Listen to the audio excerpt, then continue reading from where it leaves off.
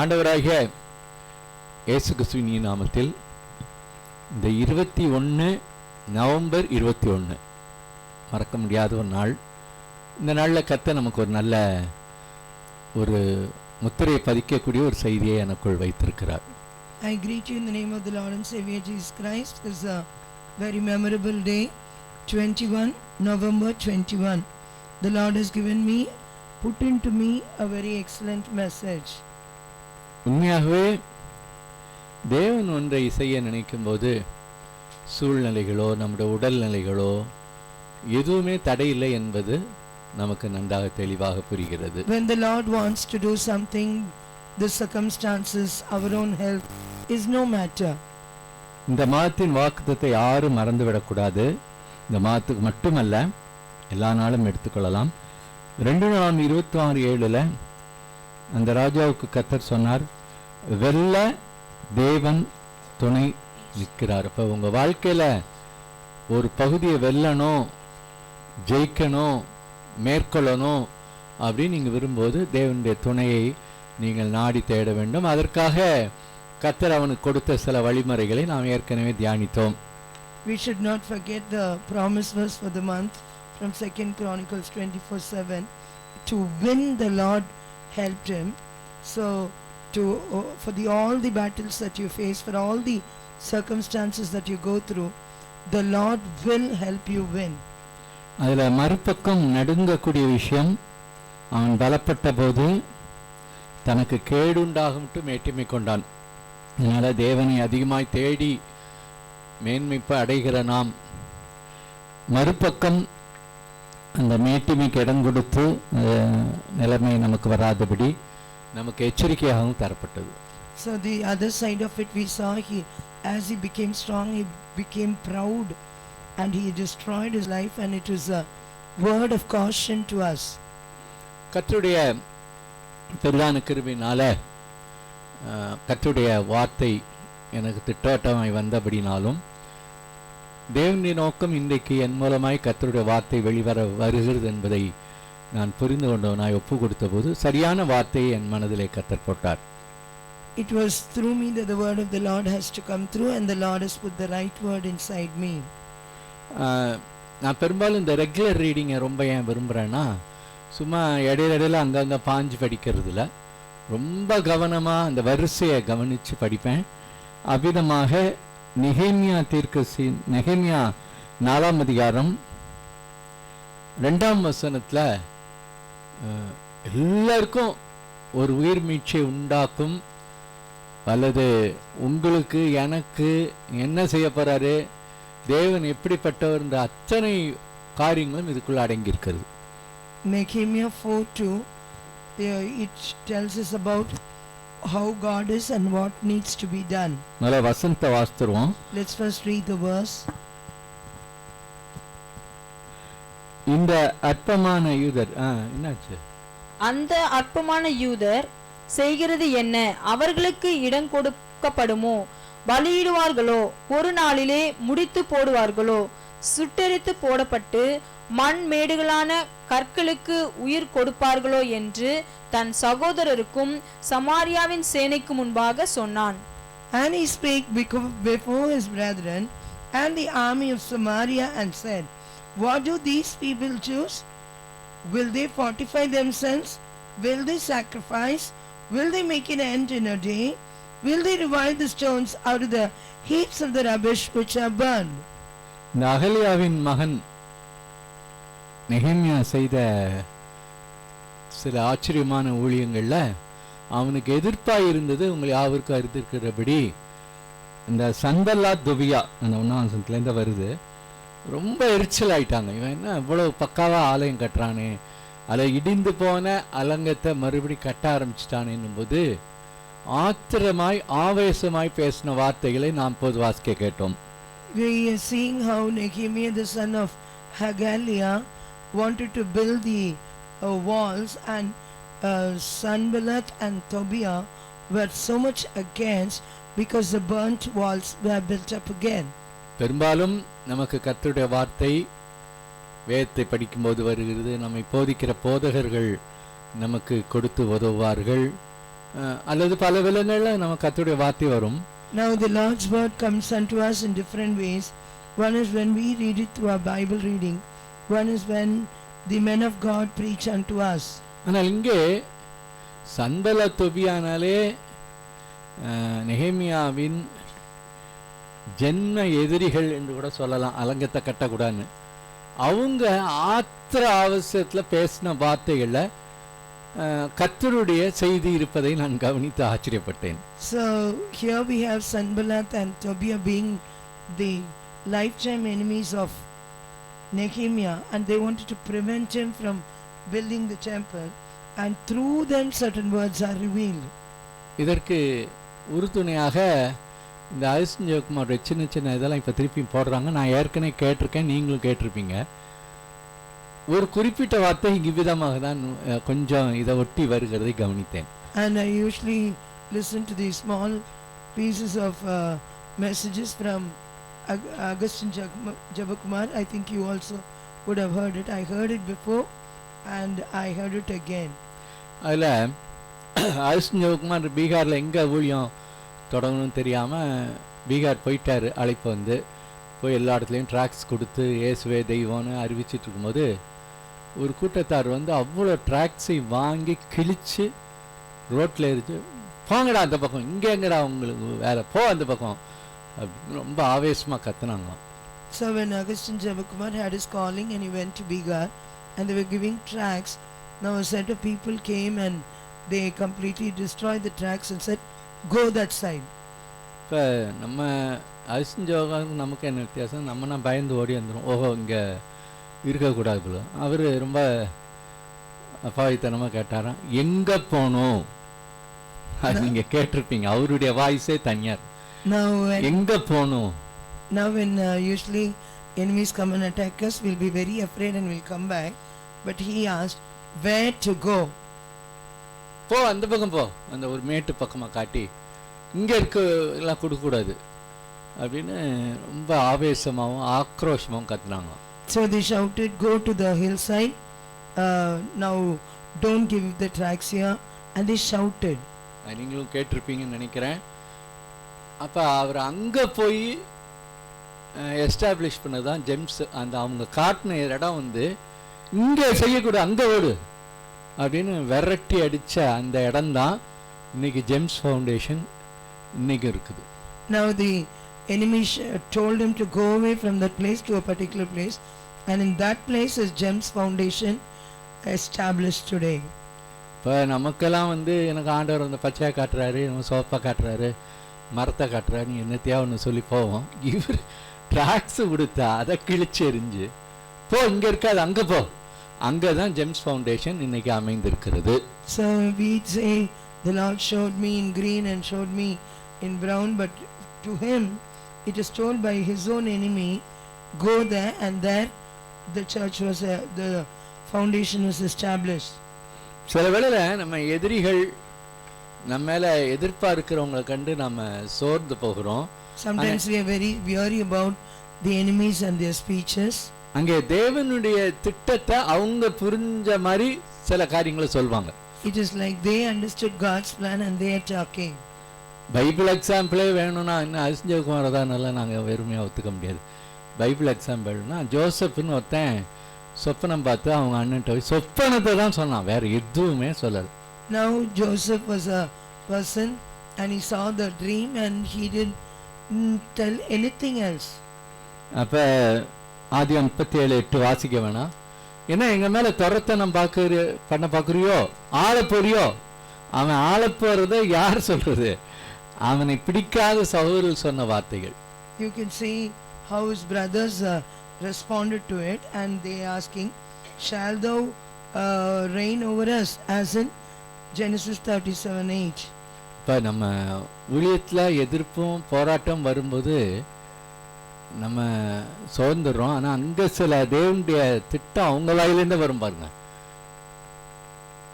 Now when there is a lot of enmity in the ministry, we get afraid, but through them we get the words. இந்த 2ஆம் வசனத்தில் ஒரு வார்த்தை கவனிச்சிங்களா? ஏயா அற்பமான யூதர்களை பார்த்து சொல்கிறான் சன்பல்லாத் தொபியாவும், சுட்டரித்து ஒரு நாளில் முடித்திருவீங்களா? சுட்டெரித்து போடப்பட்ட மண்மேடானை கற்களுக்கு உயிர் கொடுப்பார்களோ, அந்த வேர்டை மட்டும் அண்டர்லைன் பண்ணிக்கங்க, கற்களுக்கு உயிர் கொடுப்பார்களோ என்று பரியாசமாக ஆக்ரோஷமாக சொல்லுகிறதை கவனிங்க. And this is how Sanballat speaks. What do these people choose? Will they fortify themselves? Will they revive the stones out of the heaps? Underline that. Revive the stones out of the heaps. எதுக்குங்கெல்லாம் அலங்கட்டுறீங்கன்னு திட்டலாம். ஆனா இவங்க சொல்ற வார்த்தையை கவனிங்க, கற்களுக்கு உயிர் கொடுப்பீங்களா? Will they revive the stones? அங்கதான் தேவனுடைய வார்த்தை, சுட்டெரிச்சு போட்ட கல்லுக்கு உயிர் கொடுத்துருவீங்களோ அப்படின்னு ஒரு கேள்வி எழுப்பப்படுகிறது. Will you revive the stones out of the heaps of the rubbish which are burned? There is a question that is asked. அதில் அற்பமான யூதர்கள், அது ஒரு சில இதில் என்ன அற்பமாக எண்ணப்பட்டவர்களை தேவன் பலவீனமான இந்த ஆட்களுக்கு சாம்பல் புழுதியில் இருக்கிற இந்த கல்லுக்கு உயிர் கொடுக்க முடியுமோ என்று கேட்டார்கள். So you feeble Jews, are you able to revive the stones out of the heaps of the rubbish which are burned? ஒரு இங்கிலீஷ்ல they think, அவங்க நினச்சிக்கிறாங்க, அந்த உயிர்ன்ற வார்த்தையில ஒரு இங்கிலீஷ்ல ரிவைவ் திஸ் ரபிஷ் ஸ்டோன்ஸ். அதாவது ஏன் நான் ரொம்ப அசைக்கப்பட்டேன்னா, சில வேளையில பாருங்க தேவன் செய்ய போறது அவங்க சொல்லிட்டு இருக்காங்க பாருங்க. அதாவது எல்லாம் சாம்பலாகி மக்கி கிடக்கு, நீங்க உயிர் கொடுத்துருவீங்களா, ரிவைவ் பண்ணிடுவீங்களா, எழுப்பி விட்டுருவீங்களா, உயிரடை செய்வீங்களா அப்படின்னு நக்கலாகவும் ஆத்திரமாகவும் கேட்டார்கள். So these rubbish stones are burnt and lying there, and they asking, can you give life unto these? Can you revive them? இந்த ரிவைவ்ன்றத மூல பாஷையில் கர்யா அப்படின்னு ஒரு வேர்ட் வருது. Revive from sickness, revive from discouragement, revive from faintness, இதெல்லாம் நிறைய வார்த்தை வருது. ரிவைவ்னா சிக்னஸ்லேருந்தும் டிஸ்கரேஜ்மெண்ட்லேருந்தும் ரிவைவ் பண்ணிடுவீங்களோ அப்படின்னு கேட்டார்கள். The word revive is karya in the original language, and it means reviving from sickness, reviving from discouragement, reviving from faintedness. சரி, இப்ப கர்த்தருடைய வார்த்தைக்கு வருவோமா? Shall we come to the word of God? தேவ ஜனமே, தேவன் உனக்குள்ளும் உன்னை கொண்டும் செய்கிற வேலை இங்கே தீர்க்கதரிசனமாய் வருகிறதை கவனிங்கள். Here there is a word of God that the Lord would do through you. அதாவது என் மூலமாகவும் எனக்குள்ளேயும் செய்கிறார். It is through me and within me that the Lord works. முதல்ல எனக்குள்ள என்னை எடுத்துக்கொள்வோம். First let us say how God works in me. நம்முடைய ஆவிக்குரிய நிலை, பொருளாதார நிலை, சரீர நிலை எல்லாமே மண்ணாய் மக்கி போய் கல்லா கிடக்குது, ஒண்ணுமே இல்லை. Now our spiritual life, our physical lives, our health, and everything lies as stones, as rubbish. பெரும்பாலும் இந்த டாக்டர்ஸ்ட்டு உள்ள பெரிய பிரச்சனை என்னன்னா, அவங்க லெவல் ஒன்று வச்சுருப்பாங்க. நீங்கள் தயவுசெய்து எடுத்துகிட்டு போகிறீங்களா வீட்டுக்கு, இங்கே வச்சு என் பணத்தை செலவு பண்ணி கொண்டு போ, அவங்களுக்கு அவ்வளோதான் ஹோப்பு. ஆனால் தேவன் பாருங்க, சுட்டு கல்லாயி மக்கி மண்ணாயி ஒன்றுமே இல்லை, அங்கே உயிர் கொடுக்க கர்த்தர் எவ்வளவு வல்லவராய் இருக்கிறார் என்பதை நீங்கள் புரிந்து கொள்ளுங்கள். Hallelujah. You can see how when doctors, when you go, they would say beyond, they'll have a certain limit, and when it crosses the limit they will say, don't keep the person here, why are you going to spend keeping the person here? And then he will, but you see God, when it's rubbish, when it's just fit for nothing, God can still give life. வாழ்வியல் வேதாகமம்னு ஒருத்தர் மொழிபெயர்த்தார், இப்போ சமீபத்தில் தான் இறந்தார். ஒரு வருஷத்துக்கு முந்தையே doctor தூக்கிட்டு போயிரு, இங்கே ஏன் வீணாக செலவு பண்ணிக்கிட்டு பணத்தைன்னு கொண்டு வந்துட்டாங்க வீட்டுக்கு. ஒரு வருஷம் அப்படியே படுத்த படுக்கையாக இருந்து தன்னால் இயன்றது செஞ்சு இப்போ சமீபத்தில் இறந்தார். வேர்ட் ஆஃப் கிரைஸ்டில் போட்டாங்க. ஒரு வருஷத்துக்கு முந்தையே நீ செத்துட்ட, எதுக்கு இங்கே வச்சுக்கிட்டு 6 மணி நேரம் தான் இருக்க போகிற, அரை மணி நேரம் தான் இருக்க போகிற, ஆனா பாருங்க இன்ன வரைக்கும் அந்த உயிர் கொடுத்தது கர்த்தர். So there was a person who translated the Bible recently. He died, but the doctors told him that he would die in 6 hours, in half an hour. But 1 year he was there alive doing his work. சமீபத்தில் என் மாமியாரை பார்க்க மாமனார் வந்திருந்தாரு. அப்போ திடீர்னு அவர் மாமியாரை பார்க்க வந்தவர் என்ன பார்த்து பேசிட்டு இருந்தார். அப்போ சொன்னார், ஏப்பா அவர் அப்படி தான் பேசுவார் வீடிக்கா. 2002 கிறிஸ்துதாஸ் அவன் மாமா தான் உனக்கு 1/2 மணி நேரம் டைம் கொடுத்தாரு, 1 மணி நேரம் டைம் கொடுத்தாரு. அது பிறகு சொன்னார், நீ இன்ன வரைக்கும் உயிரோடு இருக்கியாப்பா. குட்டி குழந்தைங்களை வச்சுட்டு நான் அழுதேன் அன்னைக்கு, நானே நில குலைஞ்சு போனேன். ஆனால் இன்னைக்கு பாரு, இப்போ 2002 பாலுவுக்கு ஏதோ ஒரு பிறந்தநாள் நினைக்கிறேன். கிட்டத்தட்ட எவ்வளோ நாள் ஆச்சு? அப்போ 19 வருஷம் நீ உயிரோடு இருக்கியே. இந்த கல்லுக்கு யார் உயிர் கொடுத்தது? அதுதான் கர்த்தர். My father-in-law came to meet my mother-in-law who was sick, and he turned unto me and said, 2002 Kristudas, his own uncle, said a half an hour time is given, but 19 long years the Lord has kept him alive. அதனால இந்த இடத்துல உட்கார்ந்திருக்க உங்கள் அனைவருக்கும் சொல்லுகிறேன், கர்த்தர் உங்களுக்கு உயிர் கொடுக்க, உயிர் தர, கல்லு மாதிரி நீங்க இருந்தாலும், உங்க சரீரம் எந்த கேடான நிலையில சுட்டரிக்கப்பட்டு கிடந்தாலும் கர்த்தர் உயிர் கொடுக்க வல்லவர். ஹல்லேலூயா. I just want to tell you, whether your life is like stones and like rubbish and burnt, still God can give you life. பெரும்பாலும் லாசரு கல்ற இங்கெல்லாம் அப்படிதான் ஆச்சு. நான் ஆண்டவரை அன்னைக்கு கூப்பிடும்போது வரமாட்டேன்ட்டீரு, இன்னைக்கு வந்துட்டு நாரி கிடக்கு. இப்போ வந்து அதாவது கர்த்தருக்கு உயிர் கொடுக்கறது செத்த சரீரமா, நாரி போன சரீரமா, சுட்டரிக்கப்பட்ட கற்களா, அது அவருக்கு பிரச்சனை இல்லை. அந்த கல்லுக்கும் மரித்த சரீரத்துக்கு உயிர் கொடுக்க என் தேவன் வல்லவர். Now when he was called for Lazarus, Jesus did not come, and now it is so stinking, but yet God can give life. அப்ப இந்த சரீர நிலைக்கு மட்டும் பேசல, just not for the physical things alone. உங்களுடைய ஆவிக்கிற நிலை. ஐயா ஜோமினி பைபிள் அஸ்தி எவ்வளோ நாள் ஆகி போச்சு, எனக்கெல்லாம் வந்து இனிமேல்லாம் உயிர்ப்பிக்கப்பட முடியுமா, ரிவைவ் ஆக முடியுமா? என் குடும்ப சூழ்நிலைகளே உங்களுக்கு தெரியாது, எனக்கும் கர்த்தருக்கும் சம்பந்தமே இல்லாமல் சுட்டரிக்கப்பட்ட நிலையில் இருக்கிறேன்னா, கர்த்தர் இன்றைக்கு உங்களை பார்த்து சொல்லுகிறார், இந்த கல்லுக்கு உயிர் கொடுக்க முடியுமா? ஆம் என்று ஆமேன் என்றும் கர்த்தர் சொல்லுகிறார். Now you can see, you may think spiritually I'm not able to read my Bible, I'm not able to pray. Will my spirit revive? Will my spiritual life really be awake?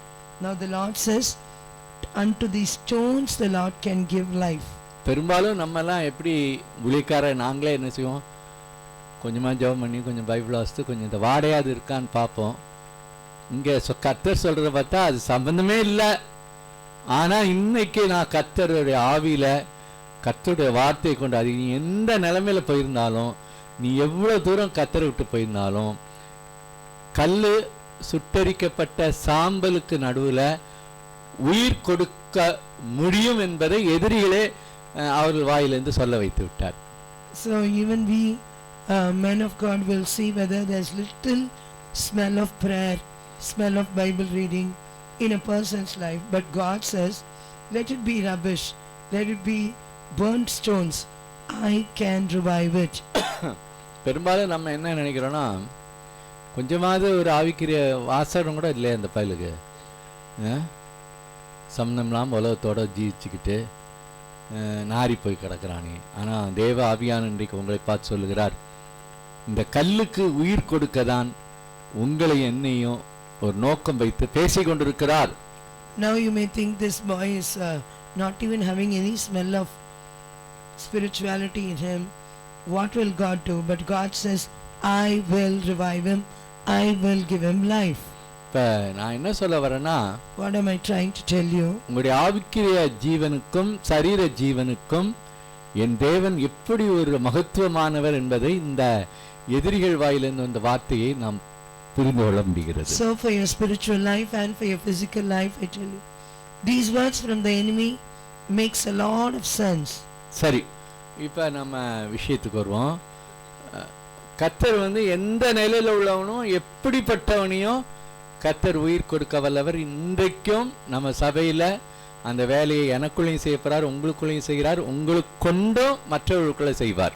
So this reviving work the Lord will do in me, the Lord will do into you, and he will do to others through you. இப்ப இயேசு மலையை பார்த்து பேந்து சமுத்திரத்துல போனாலும் பேக்கிற அளவுக்கு வல்லவர். Now when God says that let the mountain go to the seas, surely the Lord is able to do it. அது கர்த்தர்ட்ட முடியாத காரியம் ஒன்றும் இல்லைன்றதுக்கு அது ஒரு சிறந்த உதாரணம். There's nothing impossible for the Lord, and so that's a great example. அதாவது முதல் நாள் வந்திருந்தாவோட லாஸ்டர் உயிர்ப்பிச்சிருக்கலாம், அப்படிலாம் கிடையாது. நாரி போன பிறகுதான் வர்றாரு. அது மாதிரி எவ்வளவு நம்பிக்கையற்ற நிலையிலையும் கர்த்தர் நம்பணும். ஆனா ஒண்ணு, மனுஷன் செய்ய வேண்டிய பகுதி அங்கே ஒன்று வைத்திருந்தார். Now you can think God could have come earlier in Lazarus' life, but after the body stinks, the Lord comes. But there the God can revive, but there's one portion for the man to do it. மலையை பார்த்து போ, கடல்ல போன்னா அப்படியே நட்டுக்குமா. அங்க சொல்றாரு, எங்க வைத்தீங்க எல்லாம் கேட்டுட்டு, அந்த கல்லை எடுத்து போடுங்கள். பாருங்க அந்த வார்த்தையை கவனி, கல்லை எடுத்து போடுங்கள்.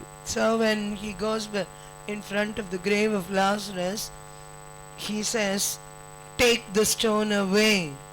எனக்கு ரொம்ப ஆச்சரியம் என்னன்னா, நாரி கிடக்கிறவனும் உயிரோடு எழுப்பறானா, எல்லாத்தையும் படைச்சு கையில வச்சிருக்காராம்.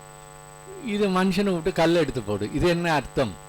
Now when he is going to revive that dead body that is stinking, why is it that he expects man to remove the stone?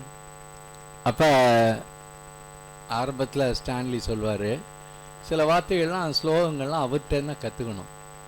அவர் சொல்வாரு, தேவனால் எதையும் எப்படியும் செய்ய முடியும், ஆனால் நீ அவரோடு ஒத்துழைக்காமல் அதை அவர் செய்ய மாட்டார். முடியாதுன்னு இல்லை, அது ரொம்ப லெஸ் ஆயிரும். அவருக்கு என்ன முடியாதனால நீ கல் எடுத்து போடாதனால தான் என்ன, மற்றதெல்லாம் முடியும், எனக்கு கல் மட்டும் எடுக்க முடியாது, அப்படி சொல்லலை.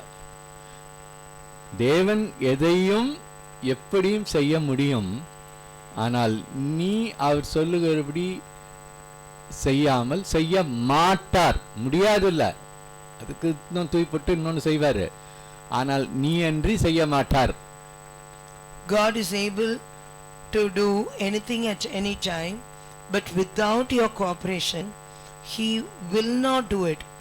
It is not that he cannot do it, he is able. Not that because God is not able he is telling you to remove the stones, but he will not do it unless you do your portion. இப்போ நம்ம பகுதியில் தேவன் சிலது எதையாவது ஒன்று சொல்லியிருப்பார், ஏற்பதான் அவர் எழுத்த போகிறாரு. நம்மக்கிட்ட ஒரு அல்பமான சொற்பமான காரியத்தை செய்ய சொல்வார். Now he is planning to do a great miracle for you, but he'll ask you to do a simple thing in your life. சில ஜோமன்றதை பார்த்தீங்கன்னா இன்னமோ தேவன் கடினமான ஒரு மாதிரியும், ஐயா இறக்க மாட்டீரா, ஐயோ நான் கிண்டலா பண்ணுறேன்னு தப்பாக நினைக்காதீங்க, என்னமோ அவர் கடினமாக பார்வன் மாதிரி உட்கார்ந்துருக்க மாதிரியும், இவங்க கண்ணீரில் செவுத்தில் முட்டி அழுததுல தான் கர்த்தர் இறங்க போகிற மாதிரியும் தேவன் எவ்வளோ மாற்றி போட்டாங்க பாருங்க. நம்ம செய்ய வேண்டிய செய்யாமல் இருந்துக்கிட்டு செய்ய மாட்டீரா அப்படின்னா என்னையா அது கணக்கிற? அவர் ஒன்றுமே இல்லை, ஒரு சின்னது செய்ய சொல்வார், அதை செய்யாமல் இருந்துக்கிட்டு செய்ய மாட்டீரா எப்போது இறங்குவீர். நம்ம ஒன்று செய்யணும்யா, ஒரு சின்ன காரியத்தை அதை செஞ்சு பாரு, அவர் தூக்கி எடுத்துருவார். எங்க உனக்கு எட்டாத வயதுக்கு தூக்கி எடுப்பார். Now you can see the Lord would have told you to do a small thing, but you imagine as if God is very harsh and very hard, and you say, oh Lord, will you not come down with mercy for me, Lord? You'll be begging of the Lord. But what is that small thing that the Lord asked you to do that you've not done yet? சபை மக்களை பார்த்து சொல்ல, இதோ வாசற்படியில் நின்று கதவை தட்டு. ஏன் கதவு திறன்னா ரப்புன்னு திறக்கும்ல. தோமாலாம் சந்தேகப்பட்டப்ப பூட்டின வீட்டுக்குள்ளே புகுந்துச்சாராம். இங்கே வந்துட்டு இதோ வாசற்படியில் நின்று கதவை தட்டுகிறேன், ஒருவன் என் சத்தத்தை கேட்டு கதவை திறந்தால் நான் வருவேன். என்னையா அது ஒரே கிண்டலாக இருக்குது. இங்கே என்னன்னா உள்ளே பூந்தார், இங்கே என்னன்னா லொட்டுன்னு தட்டிட்டு இருக்கான். இதெல்லாம் சிலது புரிந்து கொண்டால் இன்னைக்கு தேவ ஜனங்களுக்குள்ள இப்படிப்பட்ட குழப்பங்கள் சந்தேகங்கள் வராது. So you can understand the two parts of Jesus. In a locked room to remove the doubt of Thomas, the Lord came in. But to our hearts, when he wants to enter in, he says, I knock at the door, and if you will open, and I will come in. இந்த வார்த்தையின்படி கல்லுக்கு உயிர் கொடுக்க தேவனால் முடியும்னு புரிந்து கொண்ட நாம் செய்ய வேண்டிய மிக எளிமையான சாதாரண சில வழிகள் இதே அதிகாரத்தில் நான் அன்னைக்கு படித்தேன். அதாவது ஒரு அதிகாரம் ஃபுல்லாக படிக்கும்போது நீங்கள் வீடுகளில் ஹோம்ஒர்க் மாதிரி படித்து கொள்ளுங்கள். ஒரு சில பகுதிகளை மட்டும் நினைவூட்டி கல்லுக்கு உயிர் கொடுக்க இவைகள் செய்ய வேண்டும் என்று நான் கர்த்தரால் வழி நடத்தப்பட்டேன். So when God has to revive these stones, there is a portion that we have to do, and we need to read that. சிலர் சொல்கிறது கொஞ்சம் அந்த வசந்த் மேலே வை, அது பேப்பரே ஓட்டப்படுற அளவுக்கு குத்துவாங்க பாரு. வசந்தில் கை வை, கல்லுக்கு உயிர் கொடுக்க முடியும் தெய்வமே, எனக்கு எங்க சபையிலும் உயிர் கொடுக்கணும். இங்க பேப்பர் ஓட்ட விழுமையிலேயே ஒன்றும் நடக்காது. என்ன செய்யணும்? So now people say keep your fingers on the Bible verse and tell, oh Lord, you can give life unto stones, revive now. But what you have to do? ஏன் இதெல்லாம் நான் சொல்றேன்னு, இந்த பாதை வழியா போனேன். எங்க பாஸ்டர்மார்கள் போடு முட்டியை போடு நெடுமலங்கால போட்டு அந்த வசன் மேல கை வை, ராத்திரி முழுதும் அழு, கல்லுக்கு உயிர் கொடுத்து காட்டுவார் என்று நாம் எண்ணிக்கொள்கிறோம். அது அப்படி அல்ல என்பதை நாம் இப்பொழுது கவனிக்க வேண்டும். So my pastors used to tell me, be on your knees and you need to pray. But I tell you the steps that the Lord needs to give life unto stones. இப்போ சில சாட்சிகள் கூட அப்படி கேட்குறோம், என் பிள்ளை அப்படியே அசைவில்லாமல் கிடந்துச்சு, John Basu குழந்த மாதிரி இப்படி கிடந்துச்சு அப்படி கிடந்துச்சு, நாங்கள் போட்டோம் பாரு 10 பேர் சேர்ந்து முட்டி போட்டு இப்படி சொல்லி கல்லுக்கு ஜீவன் கொடுக்கணும். காலையில் கண்ணை திறந்து பார்த்து அல்லே லூயா கத்து. நான் அதை ஜபத்தை பரியாசம் பண்ணலை, இப்படி தான் நான் சாட்சி கேட்கறதுனால அப்படி தான் ஏதோ ஒன்று பெருசாக ஆர்ப்பாட்டம் பண்ணணும் போல இருக்கு அப்படின்னு நாம் நினைக்கிறோம். Now there are children who are not well, like John Pastor's little baby there. So we think 10 people have to pray, and then you need to keep your hand on the verse and pray, and then the next day the child revives. சரி, இப்போ கல்லுக்கு உயிர் கொடுப்பார்களோன்னு அவங்க props சொல்லிட்டாங்க. இப்போ நெகேமியா புரிஞ்சுக்கிட்டான், ஆடாடா இவங்க வாயிலேருந்து நமக்கு அரிசிஞ்சவகுமார் வார்த்தை வந்துடுச்சு, இந்த கல்லுக்கு உயிர் கொடுக்கணுன்றத புரிந்து கொண்டிருக்கிறார்கள் அவனும் அவனுடைய ஜனங்கள் என்பதை. கீழே உள்ள எல்லா வசனங்களையும் பைல் ஸ்டடி மாதிரி எடுத்தானா அது 2 வருஷம் ஓடும், அவ்வளோ விஷயம். அங்கங்கே தொட்டு 1 2 அதில் 6ஆம் வசனத்தை இப்பொழுது படிக்க போகிறோம். So when it was told unto him by the enemies, as it was told to Augustine Jampar here, he understood that the stones have to be revived, and then we are going to see the 6th verse. நாங்கள் அலங்கத்தை கட்டி வந்தோம், அலங்கமெல்லாம் பாதி மட்டும் ஒன்றாய் இணைந்து உயர்ந்தது, ஜனங்கள் வேலை செய்கிறதற்கு ஆவலாய் இருந்தார்கள். So we built the wall, and all the wall was joined together until the half thereof, for the people had a mind to work. 5ஆம் வசனத்தில் கட்டுவர்களுக்கு மனமடி உண்டாக, இதுதானே கல்லுக்கு உயிர் கொடுப்பான்னு என்னமோ கனவு கண்டுகிட்டு இருக்காங்க. எனக்கு இந்த இடம் வாங்கும்போது சொல்லுவாங்க, ஏய் வேலைச்சேரில் இடம் வாங்கணும்னு கனவு கூட பார்க்காத. பாருங்க நமக்கு எப்படி நான் சொல்லுது அப்படிதான் இருக்கு சூழ்நிலை. வேலைச்சேரில் உனக்கு இடம் வாங்கணும்னு கனவுல கூட நினைக்காத. அது அப்புறம் சொல்ல வச்சு ஆளை வச்சே வாங்கினார், அது வேற. அப்போ நம்ம மனம் அடி உண்டாகிறது அந்த அளவுக்கு இருக்கும். அதனால என்ன பண்ணுவோம், சரி, இந்த இடம் கர்த்தருக்கு சித்தமில்லை, ஆகவே கர்த்தர் எனக்கு ஒரு புதிய இடத்தை காட்டும்படி கேட்டு நாளைக்கு பார்த்தா பச்சை பசேன்னு ஒரு இடம் அங்கே போகிறேன். இப்படி நம்ம வாழ்க்கையெல்லாம் இப்படி தான் அமைச்சு சின்னாபின்னாயிடுறோம். So it just said they were despised, and so if it was we would say, okay, I think Lord is not giving me this, he is giving me another. Even in Velacheri they told me that even in your dream you cannot buy a land in Velacheri, but through the same person who told, the land was bought. சரி, இப்போ இங்கே பாருங்க, ஜனங்கள் வேலை செய்கிறதற்கு ஆவலாய் இருந்தார்கள். For the people had a mind to work. 5ஆம் வசனத்துல மனமடி உண்டாகிட்டாங்க. நீ அது ஊழியத்தில் செய்யறதா? சிபிஎம்ல பெரிய பெரிய நட்சத்திரங்கள்லாம் காணா போச்சு, நீ கொசு மாதிரி வந்துக்கிட்டு வேலைச்சேரில் வந்து பெரிய ஊழியம் ஸ்தாபிக்க போறியோ அப்படிங்கிற மாதிரி என் நிலைமை ஆகிவிட்டது. So here you can see the people are despised. Similarly, to me it was said when I came out of CPM, how could you establish a church in Velacheri? இந்த ஆவலா இருந்தார்கள் இந்த வார்த்தையை எல்லா அண்டர்லைன் பண்ணிக்கீங்க உங்க பைபிள்ல. So the people had a desire to work.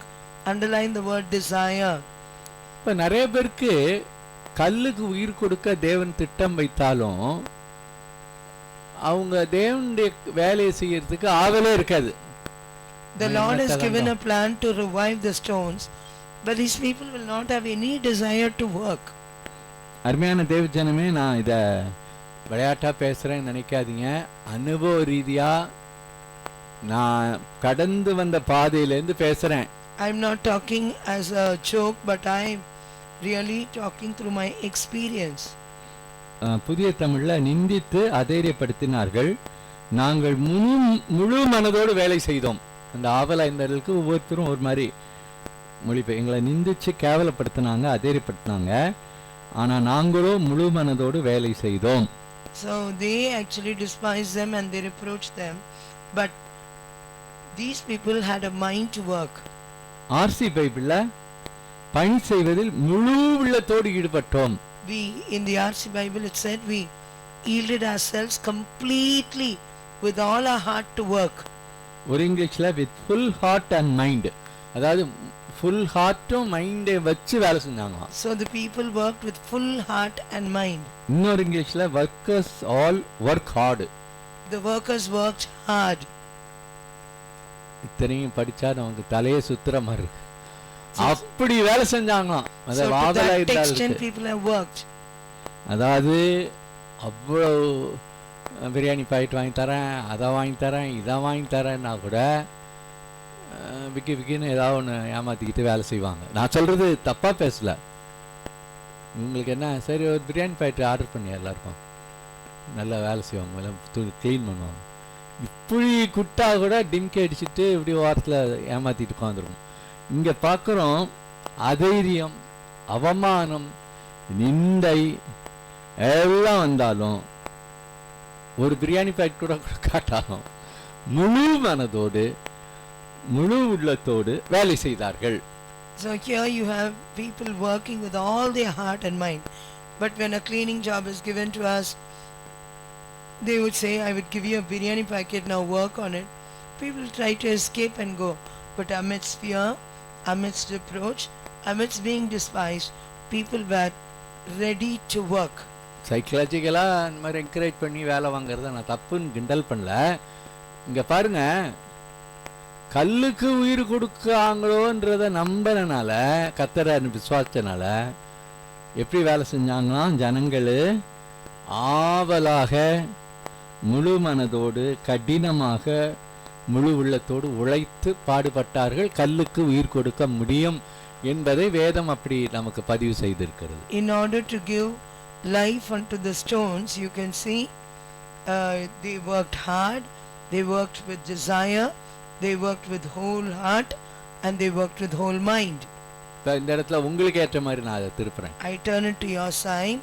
நீங்க உலக பிராரமான வேலையில இருக்கலாம், ஒரு கணவனுக்கு உதவி செய்யற ஆளா இருக்கலாம், இல்ல ஏதோ ஒரு பொறுப்பு அல்லது ஒரு சூழ்நிலை நீங்க இருக்கீங்க. So maybe you are in a job in this world, or you are helping your husband, whatever responsibility is given to you. நீங்க அந்த சூழ்நிலையை பார்த்தா ரிவைவ் ஆகிறதுக்கோ உயிர் கொடுக்கறதுக்கோ சான்ஸ், அதாவது நான் அடிக்கடி சொல்ற மாதிரி இங்கிலீஷ் பேச தெரியாத ஒருத்தர் இங்கிலீஷ் பேசுறாங்கன்னா நோ சான்ஸ், ஃபர்ஸ்ட் வேற எங்கேயா எழுப்பி போறியா, எங்கள் வீட்டிலலாம் உனக்கு தெரியாது, நோ சான்ஸ் அப்படிம்பாங்க இங்கிலீஷில். இவங்களுக்கு அர்த்தம் தெரியாது, அது வேற. நோ சான்ஸ்னா வழியே கிடையாது அப்படிங்கிறாங்க. So they think in their house revival can never come, and they say, even those who don't know English, they will say no chance, which means the pastor has to leave and things will not change in that house. இடத்துல எல்லா தாழ்மையோடு நான் சொல்வேன், இப்போ நானும் இவ்வளோ நல்ல standard ஜனங்கள்லாம் உட்காந்துருக்கீங்க, உங்களுக்கு பிரசவம் பண்ணுறதுக்கு அதெல்லாம் ஏதோ இருக்கும் என்ன வருதுன்னு சொல்லலாம். அந்த நாளில் பார்த்தீங்கன்னா இந்த வாரம் இந்த சபைக்கு, அடுத்த வாரம் அந்த சபைக்கு போவோம். அது உட்காரும், அது எப்படி உட்காருன்னு தெரியாது, எப்படி உட்காரும், தூணில் சாஞ்சிக்கிட்டு ரொம்ப லேட்டாக உட்காரும். அவங்களுக்கு பிரசவம் பண்ணுறதுக்கு அந்த வாரம் ஃபுல்லாக தியானித்து எடுத்து காலையில் ஆராதிச்சு சின்ன சின்ன அவங்களுக்காக பைக் எடுத்துகிட்டு போய் குழியில் விழுந்து எந்திரிச்சு போய் பேசுனா வருவாங்களா வரமாட்டாங்களான்னு தெரியாது. ஆனால் அப்படிப்பட்ட நிலையில் நான் போனதை கர்த்தர் ஒருவர் தான் அறிவார். So today there are people who are of good standard, and I'm speaking to you. Those days there were people, I don't know, one day they will come to this church, once they will go to in the next week they will go to another church, and what happens now, I need to prepare well, I will get up and worship the Lord, and then I will come and preach. With my scooter I have to go, I need to fall down, I have to go and meet them, all that I need to do for such people. இந்த இடத்துல வார்த்தை என்னன்னா, அந்த யாரா வருவாங்களேன்னு செய்யறதில்ல, தேவன் அவ்வளோ ஆவலை தேடுவேன்.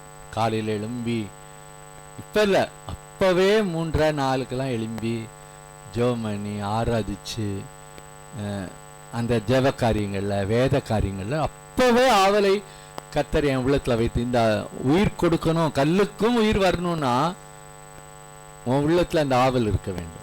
So if really the stones have to become alive, there needs to be a kind of a dedication in your heart.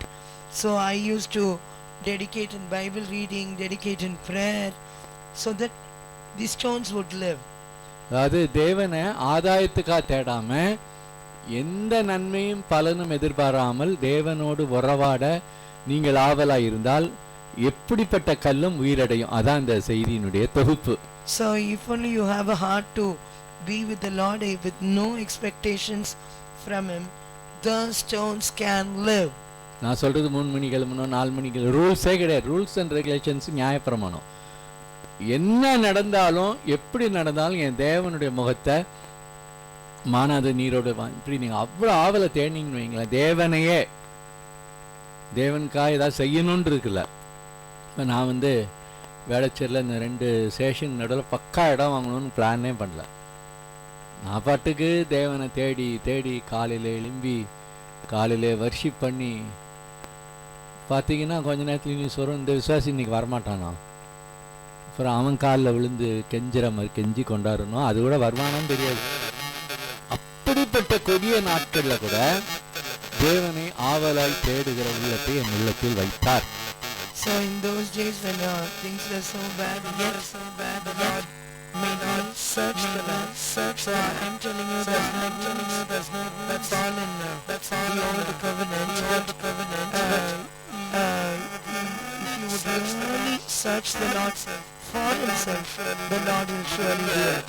நீங்க உங்க வார்த்தையை பற்றி இருக்கிறேன், நீங்க வெறும் ஊழியத்தை மட்டும் நினைக்காதீங்க.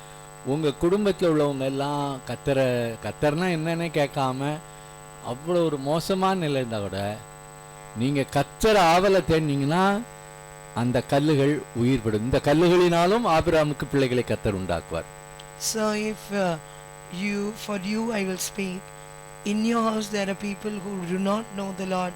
There's nothing that they do they are just like stone. For such a stone, the Lord can give life. அப்ப நீங்க ஆவலா இருந்தா சுட்டெரிக்கப்பட்ட கல்லுகளும் உயிரடையும் என்ற ஒரு மேன்மையான வெளிப்பாடை நாம் பெற்றுக்கொண்டோம். Surely if you would be desiring, even a burnt stone can live.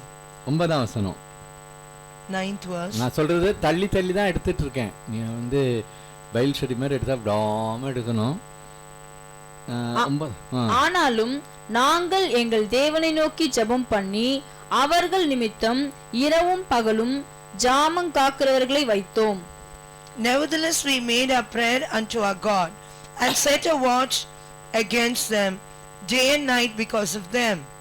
இப்ப இந்த 6ஆம் வசனத்துக்கு முன்னாடி 5ஆம் வசனத்துல ஒரு பிரச்சனையை பார்த்தோம், மனமடிவு.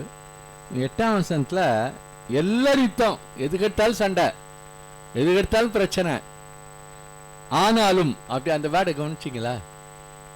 அதாவது இப்போ நம்மெல்லாம் ஜெபம் எப்போ பண்ணுவோம்னா, புருஷன் அன்பா வச்சுக்கிட்டா, மனைவி நல்லா வச்சுக்கிட்டா, பாஸ் நல்லா வச்சுக்கிட்டா, எல்லாம் நடக்கிறதெல்லாம் செல்ஃபோன் கிடைச்சால், ஃபஸ்ட்டு இன்னைக்கு 5 அதிகாரம் என்ன 5 அதிகாரம் புது செல்ஃபோன் ஒன்று வந்துச்சுல, அப்படியே அதில் 5 அதிகாரம் படித்தாராம். இது மாதிரி இல்லை, எல்லாமே நெகட்டிவ் அப்ரோச் யுத்தம். ஆனாலும் இரவும் பகலும்ன்ற வார்த்தை என்னன்னா, ஜபம் அல்ல, ஜப சிந்தையுடையவர்களா இருந்தார்கள். அதாவது ஜபம் வேற. இப்போ நம்மெல்லாம் எப்படின்னா, பசங்க என் டைம் 5:30 to 6, 6க்கெல்லாம் குளிச்சுட்டு சாப்பிட்டு கிளம்பிடுவேன். நைட்டு மூடு வந்தால் ஒரு அரை மணி நேரம் நான் டெய்லியும் ஜபம். இந்த ஜபம்லாம் நான் கேட்கல. இரவும் பகலும், அதாவது ஜபம் வேற, ஜப சிந்தை வேற. இரவும் பகலும் நாங்க ஜெபம் பண்ணோம் அப்படின்னு போட்டிருக்கு.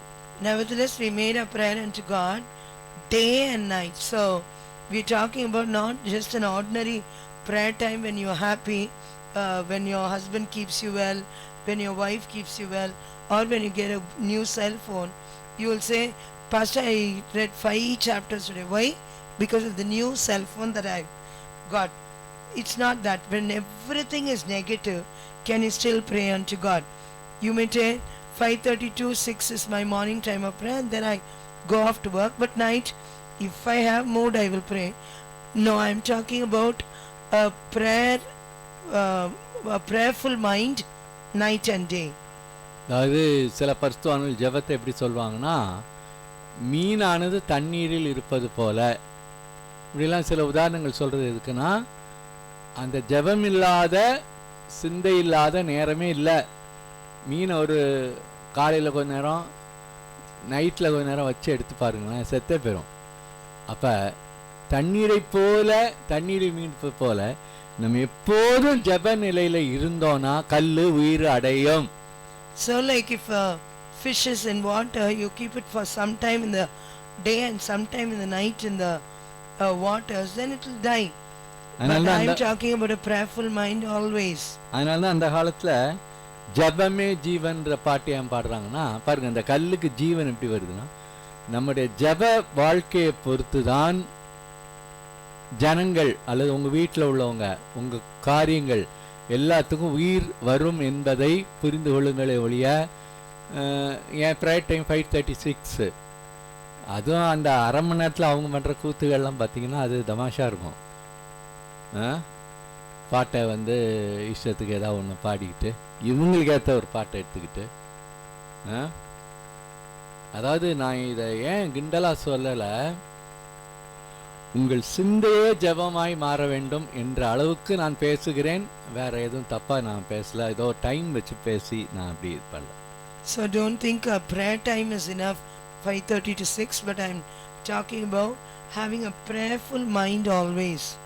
கத்திரமான இன்னொரு டைம் நான் அந்த எப்போது ஜெபசிந்தையா இருக்கிறதுக்கு தடைகள் என்ன, அதுக்கு வழிமுறைகள் என்னன்றதை நான் இன்னொரு முறை சொல்றேன். இப்போ அதை உள்ள நுழைச்சேன்னா அவுட் ஆஃப் டாபிக் ஆயிரும்.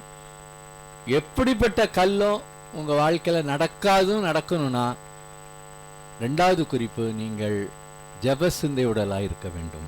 So I tell you, later I will discuss one day about how to have a prayerful mind night and day. But now just remember, if you have a mind of prayer, surely the stone will live. எனக்கு ஒரு 7-8 point வந்துச்சு, ஆனால் எடுக்கலை. நான் ஒன்றை சொல்லி முடிச்சிடுறேன். நீங்கள் அதிகாரங்கள் ஃபுல்லாக படித்து நீங்கள் ப்ரெஸிங் மாதிரி அங்கேருந்து பாயிண்ட் எடுக்கலாம். 14ஆம் வசனத்தை 14th verse. படிப்போம். எல்லாருக்கும் அடிக்கடி கேட்டிருப்பீங்க. அதில் ஒரு வேர்டு தான் அண்டர்லைன் பண்ண போகிறோம். 14ஆம் வசனம். அதை நான் பார்த்து எழும்பி பிரபுக்களையும் அதிகாரிகளையும் மற்ற ஜனங்களையும் நோக்கி, அவர்களுக்கு பயப்படாதிருங்கள். நீங்கள் மகத்துவமும் பயங்கரமான ஆண்டவரை நினைத்து உங்கள் சகோதரருக்காகவும் உங்கள் குமாரருக்காகவும் உங்கள் குமாரத்திகளுக்காகவும் உங்கள் மனைவிகளுக்காகவும் உங்கள் வீடுகளுக்காகவும் யுத்தம் பண்ணுங்கள் என்றேன். And I looked and rose up and said unto the nobles and to the rulers and to the rest of the people, be not ye afraid of them. Remember the Lord which is in great and terrible, and fight for your brethren, your sons, your daughters, your wives, and your houses. நல்லா கவனிங்க. Listen carefully. கல்லு உயிரடையும் சொல்லிட்டாரு. Pastor has told that the stone will live. போய் உன் புருஷனை கல்லுன்னு சொல்லி நீ உயிரடைய போறன்னு சொல்லி எக்கு தப்பா அடி வாங்கிட்டு வந்து சரி, அந்த மீனிங்கில் போகக்கூடாது. கல் உயிரடையணும்னா முதல்ல நீங்கள் ஆவலாக இருக்கணும், ரெண்டாவது ஜபசந்தியோடலாம் இருக்கணுன்ற 2 முக்கியமான குறிப்பை சொல்லிட்டேன். இதை நீங்கள் தான் ப்ராக்டிஸ் பண்ணிக்கணும், நீங்கள் தான் ஒப்பு கொடுக்கணும். Now if stones have to live, don't go and tell your husband you're a stone and you will live and create confusion. Now first you have to have a desire. Second, I told you, you have to have a prayerful mind. பெரும்பாலும் பழைய ஏற்பாடெல்லாம் படித்தோன்னா அது ஓடி standard, ரொம்ப low standard. புதிய ஏற்பாட்டில் ரொம்ப high ஸ்டாண்டர்ட்ன்றோம். நெகேமியா பார்த்தீங்கன்னா நம்ம ஸ்டாண்டர்டோட ரொம்ப ஹைட்டாக இருந்திருப்பானோன்ற அளவுக்கு அவன் ஒரு வார்த்தையை இங்கே புஷ் பண்ணுறதை கவனிங்க. Usually we think OT standard is very low and NT New Testament standard is high, but Nehemiah has got the highest standard. நீங்கள் மகத்துவமும் பயங்கரமான ஆண்டவரை நினைத்து, அந்த அந்த நினைத்து அண்டர்லைன் பண்ணிங்க உங்க பைபிள்ல. Remember the Lord who is great and terrible. எல்லாம் கிளம்பியா அப்படின்னு சொல்லி இயேசு சர்வ வல்லவர் அப்படின்னு சொல்லிட்டு பாடுறது முக்கியம் இல்ல. அங்க என்ன செய்யறான்? நினைத்து. நினைத்து அந்த வேர்டு தான் என்ன அசைச்சிச்சு. So it's not just singing a song that God is mighty. Remember that the Lord is great and terrible. இந்த நினைத்துன்றது நம்முடைய நினைவுல அவர் எப்படிப்பட்டவரா இருக்காரு அல்லது எதை நினைக்கிறோம். So in our thoughts, how is God and what are we thinking? இந்த நினைத்துன்றது தேவனை தியானித்தல், வேதத்தை தியானித்தல் என்று நாம் எடுக்கலாம். So this remember is meditating on the word of God, meditating on God himself. நம்ம பைபிள் எல்லாம் எப்படி நாம் படிக்கிறோம்னா, சங்கீதம் 23 அவரை நீ பசுமையான வெளியில் அப்படியே பணமெல்லாம் கொட்ட போகுதுன்ற மாதிரி இப்படி ஏத்த வசனங்கள் படிக்கல. முழு பைபிளையும் படிச்சீங்கன்னா அவர் எவ்வளவு மகத்துவமானவர், எவ்வளவு பயங்கரமானவர் என்பதை நம் நினைக்க துவங்கும். அந்த அளவுக்கு தியானிக்கணும். பைபிள் டிவோஷன் எவ்வளவு முக்கியம். Psalm 23 you can say you will take and meditate, but I am telling you meditate the whole of the Bible. 117 சங்கீதம் வாசிட்டு நீ வாசிட்டேன் பாஸ்டர் பைபிள் 117 வாசித்தேன். அப்படியா? சாயங்காலம் தூக்கம் வரலன்னா 23ஆம் சங்கீதம். இது மகத்துவம் பயங்கரமான ஆண்டவரை நினச்சி பார்க்குற அளவுக்கு கொண்டு வராது. If only you tell me, Pastor, I read Psalm 117 today night, I will read, if I don't get sleep I'll read Psalm 23, then you are really not remembering the God who is mighty and terrible. என்னைக்கோ ஒரு நாள் ஆடிக்கு அமாவாசை, வீடு leave, வேலை வெட்டி இல்லை, பொழுது எதுக்கும் வேலை எல்லாம் ஆஃப் கொடுத்துட்டாங்க. அதனால 119 சங்கீதத்தை இன்னைக்கு படிக்க போறேன்னு நினைக்கிறேன். படிப்பியான்னு தெரியல, அது வேற. 119 படிக்கலான்னு திட்டம் போட்டிருக்கேன் பாஸ்டர். உன் திட்டம் அட்டமாக தான் மாறும். நான் சபிக்கலை. நையா இதோ இன்னும் கத்தருக்கு பிச்சை போடுற மாதிரிலாம் பேசுகிற. 119 படிக்க போகிறோம். நான் சொல்லுவது இதை வைத்தும் அல்ல, வேதத்தை கவனமா ஒவ்வொரு வரியும் ஒவ்வொரு புள்ளியும் பா. எனக்கெல்லாம் இப்பெல்லாம் கொஞ்ச நாள் பைபிள் படிக்கிறதுனால கொஞ்சம் பயமா இருக்கு. என்ன மாதிரி செய்யறாரு பாருங்க, எதா வேணாலும் எப்படி வேணாலும் செய்யறாரு. அதான் மகத்துவமும் பைபிள் டிவோஷன்றது எவ்வளவு அவசியம்ன்றது நீங்களே புரிந்து கொள்ளுங்கள். So once on a new moon or a full moon, you will say, if I get off and then I will think to read Psalm 119, all your plans will go aside. Why I am telling you is as if you are putting a great offering to the Lord, you are doing it. Every day, remember the Lord. Each verse as you read, meditate on it. அந்த காலத்தில் ஏதோ ஒரு விட்னஸ்லி watch பண்ணி ஏதோ ஒரு book introduction கொடுத்துருந்தாங்க. இந்த புத்தகத்தை படியுங்கள், ஒன்று இந்த புத்தகம் உங்களை தூக்கி எறியும் அல்லது நீங்கள் புத்தகத்தை தூக்கி எறிவீர்கள்னு இன்ட்ரடக்ஷன் கொடுத்துருந்தாங்க. அது எதுக்காக அப்படி அவ்வளோ கருவலான சப்ஜெக்ட்ஸ் அதில் இருக்கான். ஒன்றே இந்த புத்தகம் உங்களை தூக்கி எறியும் அல்லது புத்தகத்தை நீங்கள் தூக்கி எறிவீர்கள். மீனிங் புரிஞ்சிருப்பீங்கன்னு நினைக்கிறேன். There was a book of Witnessly or Watchmanly, I'm not sure, but in the introduction it was written, read this book and this book will throw you or you will throw away this book. இந்த வால்பாறை இங்கெல்லாம் Ranjith pastor எடுத்துப்போம். இவங்கெல்லாம் பகலில் இந்த யானையை பார்க்குறேன் அதை பார்க்குறேன்னு போயிடுவாங்க. நான் வீட்டில் உட்காந்து வாட்ச்மேன் விட்னஸ்லி புக்ஸ் எல்லாம் படித்து இவங்க சாயங்காலம் வர்றதுக்குள்ளே அந்த புஸ்தகம் என்னை தூக்கி எரிஞ்சிடுச்சுன்னா உடனே அப்படியே போய் தும்முன்னு குதிச்சு அப்படியே ஆக்ஷன்லாம் பண்ணக்கூடாது. அந்த வாழ்க்கையே புரட்டி போட்டது என்று சொல்ல முடியும். When we went to Valpara in Ranjit Pastor's place, these people will go to see the elephant and this and that, but I will be reading this book of Watchmanly, Witnessly. The book will completely turn me out. நான் சொல்வது தூக்கி எரியும் என்பது என் வாழ்க்கையே புரட்டிடுச்சியா. அன்னைக்கு அந்த அளவுக்கு கிறிஸ்துவின் ஜீவன், அந்த உலகங்கள் அதெல்லாம் பயங்கரமாக இருக்கும். இப்போ ரஞ்சித் பாஸ் படித்து சொல்கிறேன், ஐயா நீங்கள் அன்றைக்கி ஏன் படிச்சிங்க, நீ சொல்லிடக்கூடாதையானார். இல்லை அந்த நேரம் வரும்போது தான் தூக்கி எறியாமல் இருப்போம். அர்த்தம் வந்து இப்போ நீங்கள்லாம் அதை படிக்கணும்னு சொல்லலை, ஒரு வசனத்தை படித்தா அது உங்களை தூக்கி எறியுதான்றத அளவுக்கு நீங்கள் படிக்கணும். So when Ranjit Pastor is now reading these books these days, he is asking me, Pastor, you could have told me before itself. For each one, there will be a time to read, and is each verse throwing you down? அதனால் நான் என்ன சொல்கிறேன், உங்கள் வேத தியானத்தை தட்டி பாருங்கள். Now you test and see your Bible meditation. இப்போ இல்லை, ஆரம்ப நாட்களில் பைபிளை திறக்கும் போது என்னடா இன்னைக்கு அதிகாரம் பெருசாக இருக்கேன் முதல்ல பார்ப்பேன். இன்னைக்கு என்ன பண்ணுறதுன்னு தெரியல. 52 வசனம் மார்க் 9 ரெண்டாக பிரிச்சிருவோமா? இல்லை, நான் இது ஏன் கதை, உங்கள் கதையை சொல்லிட்டு நான் வம்பில் விலைக்கு வாங்கல.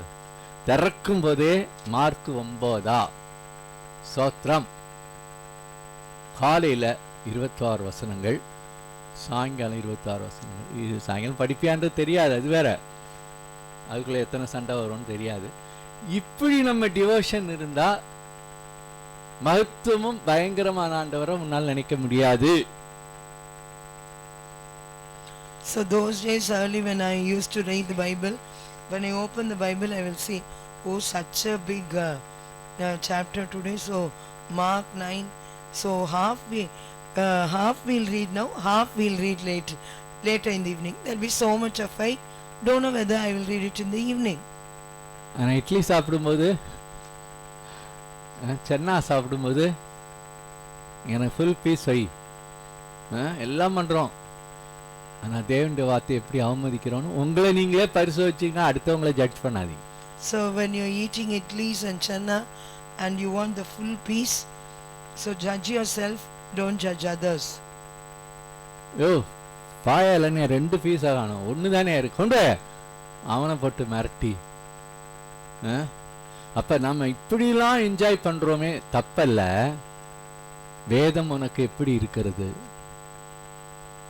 நினைத்து தியானித்து மகத்துவம் பயங்கரமான ஆண்டவரே வந்து முன்னாடி நிற்கிற மாதிரி நீ தியானிக்கிறாயா? பக்தி கடமைக்காக செய்கிறாயா? இதை அவரவர் பரிசோதனைக்கு விட்டு விடுகிறேன். So when pie is given to you and only one piece is there, you'll ask, where is the second piece? You go order and you get it. But you see, are you really remembering that God is great and terrible and meditating his verses? அப்படிலாம் தியானிச்சதுனால்தான் அந்த நெகேமியா அந்த ராஜாவை பற்றி எல்லாம், அதாவது நம்ம மகத்துவமான ஆண்டவர் மட்டும் இல்லை, பயங்கரமானவர். அதற்கு அடுத்த வேர்டு பயங்கரமான ஆண்டவரை நினைக்கணும். He's not only a great God, he's a terrible God. அதாவது நம்ம அந்த ராஜாவை பற்றி படித்தோம்ல, உசியா, பா நான் மகத்துவமான ஆண்டவர், தூக்கி எங்கேயோ சிங்காசத்தில் வச்சு காணிக்கணும், கீழே பயங்கரம் ஒன்று இருக்க, அதை படிக்க மாட்டாங்க. அவன் மேட்டிமை ஆனனால என்ன மாதிரி ஆனா, குஷ்டரோகி ஆனா, நாளைக்கு எனக்கு இப்படி வரக்கூடாது. எத்தனை பேர் அப்படி தியானிக்கிறோம்? நம்ம இந்த பக்கமே படிச்சுட்டு போகிறது. ஓஹோ, தேவனோட இவ்வளோ உறவாடினா இவ்வளோ விஷயமா, பாஸ்டர் இவ்வளோ தியானிச்சு இப்படி 2 சேஷன் நடுவில் இடம் வாங்கியிருக்காரு. அடுத்ததை படிக்க மாட்டாங்க. அந்த அந்த திருப்பி அந்த வசனத்தை படிங்க சார். 2 வேர்டையும் நெகேமியா மென்ஷன் பண்ணுறான் பாருங்க, மகத்துவமும். வாசிங்க. நீங்கள் மகத்துவமும் பயங்கரமுமான ஆண்டவரை நினைத்து. அதான் இன்னைக்கு இந்த மகத்துவம் மட்டும் படிக்கிறது. பாஸ்டர் என்ன மாதிரி 5 அப்பா 2 பேரை வச்சு 5000 பேரை தின்னு ஏப்பம் விட்டு மீதி எடுத்தாங்களாம், இதை தான் படிப்பாங்களே ஒழிய பயங்கரமான ஆண்டவரை. நான் சொல்றது எதையா ஒன்று பிடிச்சி தொங்காத. சிலர் எப்போ பார்த்தாலும் பயங்கரத்தைய படித்து, அம்மா இந்த தேவன் ஒரு போலீஸ்கார தேவன், இன்னைக்கு காலையில் ஜோமன்ல சில ஆரம்பத்துலலாம் ஜோமன் கொஞ்சம் லேட்டாக எழுந்திரிச்சிட்டேன்னா ஏதோ பெரிய பாவம் செஞ்ச மாதிரி, விபச்சாரம் செஞ்ச மாதிரி அப்படி feeling. You can say people just trust one part, the great God, and they'll be meditating about how the Lord lifted up Uzziah, how the Lord made him strong, but they will fail to see the terrible things that are done. So on one side God is great, the other side is terrible. So you need to meditate on both sides. You need not just stick on to one and move forward. அது இப்போ ஒரு கேள்வி. First நீ சொல்கிறதெல்லாம் பார்த்தா 40 வருஷம் ஆகும் போல இருக்கு, நீ 40 வருஷம் இன்னும் அதில் கொஞ்சம் இதுன்றிய. நாங்கள் இப்போ வந்திருக்கோம். உங்களுக்கு பிரச்சனையே இல்லை, உங்களுக்கு ஆவியானவர் கொடுக்கப்பட்டதே அதற்கு தான். ஆவியானவர். You may think 40 years pastor you've been in this, but please understand, Holy Spirit is given to you for that only. நான் இப்போ கூட ஆவியானவரோட இசைஞ்சு அவரை துக்கப்படுத்தாம அவர் சொல்றத கேட்டு கல் எடுத்து போட்டு செஞ்சோன்னா கரெக்டாக அதை அப்படியே எனக்கு சொல்லி கொடுப்பாரு. டேய் நெகேமியால இப்படி ஒரு விஷயம் இருக்குடா. சும்மா தான் நான் மெசேஜுக்கே உட்காரலையே, அது ஒரு ஸ்டேஜ். மெசேஜ் உட்காந்து 3 நாள் ரூம் போகிறேன், இருக்கிற பைபிளெல்லாம் தூக்க முடியாமல் தூக்கிட்டு போவேன், அது ஒரு ஸ்டேஜ். இப்போ அப்படி கட்டிலில், ஏன்னா முதுகு அவ்வளோ வலிக்கும், கட்டிலில் சாஞ்சிக்கிட்டு தான் அப்படி நெகேமியாவை அப்படி தொடங்கினேன். என்னடா அது சன்பல்லாத் தொபியா சொல்கிறானே அப்படின்னு அதை அப்படியே கொண்டாந்து அது கீழே இவ்வளோ வசனங்களை கொண்டு வந்து, இதுதான் தேவனுடைய பைபிள் காலேஜ். அது படித்தவங்களுக்கு படியாதவங்க எல்லாருக்கும் அது பொருந்தும். Those days I used to take a room and struggle to get the Bible verses to be preached, but now as I lie down and I read my Bible, because I got a lot of pain in my back, and the Lord teaches me, oh, from Nehemiah so many truths are there, stones will live, and he teaches me all the verses down there. நான் சில வேளையில் டிவோஷனுக்கு உட்காரும்போது உடம்பு ஃபுல்லாக வலி, அப்படி வலி எடுக்கும். இது போக நம்மளோட ஒத்துழைக்கிற ஆளுங்களும் ஒத்துழைச்சிக்க மாட்டாங்க, எதையா ஒன்று மறந்து பிடிச்சிக்கிட்டு. இப்போ சபையில் எதிர்த்து யார் பேசலை, நம்ம சொல்கிறபடி செய்ய மாட்டாங்க, அவங்க இஷ்டத்துக்கு எதையா ஒன்று செய்வாங்க. அப்படிலாம் எல்லா சூழ்நிலையும், குடும்ப சூழ்நிலை, மாமியாரை பார்ப்பேன், எல்லாம் என்னடா இது இப்படி ஜான் பாஸ்டர் பிள்ளைக்கு இப்படி இருக்குது, அப்படியே ஒரு அது எப்படி சொல்கிறேன்னு தெரியல, ஒரு மாதிரி க்ரஷ்ட் ஆகி அப்படியே உட்காருவேன். பைபிள் மூடே இல்லை, இவ்வளோ ஜான் பாஸ்டர் பொண்ணுக்கு இப்படியா, மாமியாருக்கு இப்படியா அப்படின்ற மாதிரி. சரி இது கொஞ்சம் ஒழுங்காக இருக்குன்னு பார்த்தா அதுவும் ஒழுங்காக இருக்க மாட்டேங்குது. இப்படி எல்லாம் எதிராக போகுதே, என்னது பைபிள் படிக்கணும் அப்படின்ற மாதிரி போதும். அவியானவரே அப்படின்னு நெகேமியா நாளை திறந்தா பாருங்க ஒரு மெசேஜே வந்துருச்சு. பார்த்தீங்களா, நான் இத்தனைக்கு மெசேஜ் கொடுக்க மாட்டேன்னு வர மறந்து பிடிச்சேன். எப்படி கொடுக்குறாரு பாருங்க, அதுதான் தேவனுடைய இரக்கம். அவர் ரெடியா இருக்காரு, நீ தான் பிக்கின்னு எங்கேயாவது சுத்திட்டு இருக்க, அதை நீங்கள் புரிந்து கொள்வேன். So with all different kind of situations in my life, one side my mother-in-law struggling, on the other side John pastor's daughter struggling there with her son, so all crushed situations. Even in the church somebody would be not obeying me, in my family some things would go wrong, yet in this crushed situation I took Nehemiah 4 and I read, and you can see a great message came out. ஏன் இதை சொல்றேன்னா, நிறைய பேர் என் message கேட்டு எப்படி நினைக்கிறாங்கன்னா, pastor இப்படி பெரிய எல்லாம் இப்படி இருக்காரு, நல்ல சூப்பர் ஜனங்கள் இருக்காங்க அப்படின்னு நினைக்காதீங்க. எல்லாமே அப்படி இப்படிமா இருக்கும்போதும் ஆவியானவர் சார்ந்துக்கிட்டீங்கன்னு வைங்களேன், அது அவர் போதிக்கிற விதத்தை யாராலும் அடிச்சுக்க முடியாது. அப்படி போய் பண்ணிக்க, இந்த மெசேஜ் இப்படி தான், இதுக்கு நான் பெரிய பைபிள் காலேஜு ஹீப்ரு க்ரீக்கெல்லாம் ரெஃபர் பண்ணுறேன், எதுவுமே எல்லாம் வருது பாருங்க. இப்போ இதுதானே உங்களுக்கு புரியுது, இல்லைண்ணா மண்டை உங்களுக்கு சுத்தம். கரெக்டா? So this is the practical God's Bible College. It's not something great. In all difficult situations when I search the Lord explains this to me. ஆரம்பத்தில் சாம்சுந்தரம் ஃபர்ஸ்ட் ரூமில் என்ன எப்படி இருக்காருன்னு கேட்பேன், என் காலை யாரோ வெட்டி போட்டுருங்க அப்படின்னா, அப்போ அவர் சூரியனை விட பெரிய நீதிமான். அப்போ தான் எவ்வளோ கால் வழியில் கஷ்டப்பட்டுருப்பாரு.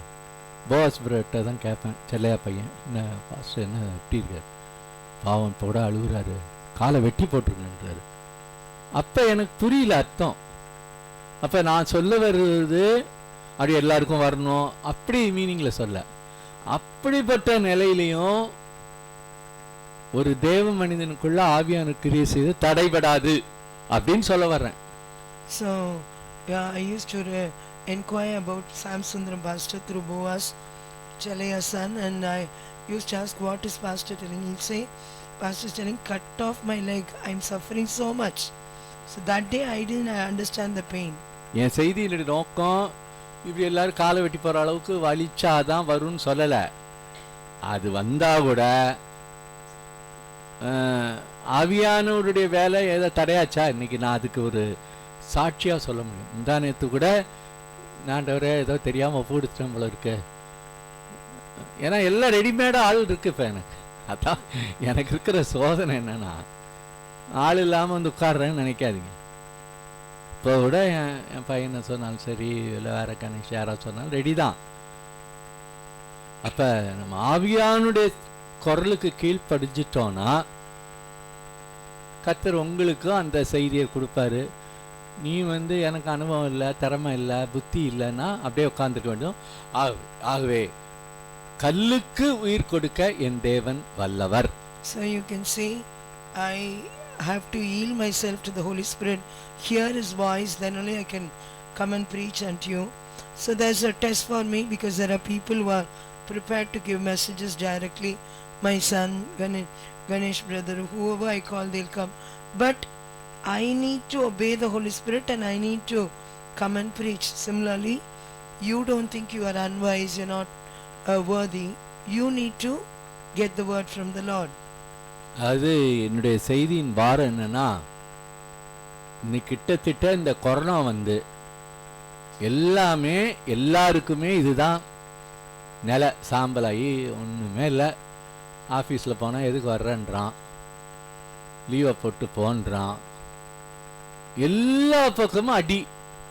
சரி பிஸ்னஸ்ன்னு போனால் அங்கேயும் அடி, சரி ஊழியன்னு வந்தாலும் இதுவும் அடி.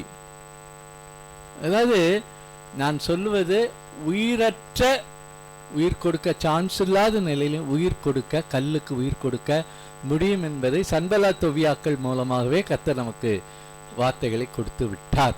So you can now understand, in the time of corona everything has crashed out. If you go to job, he's asking why you're coming to job, take leave and go. If you go to business, there's a slash down.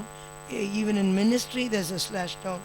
So who can give life to these stones? Only God can give. சாட்சியாக சொல்லிட்டு முடிக்கிறேன்.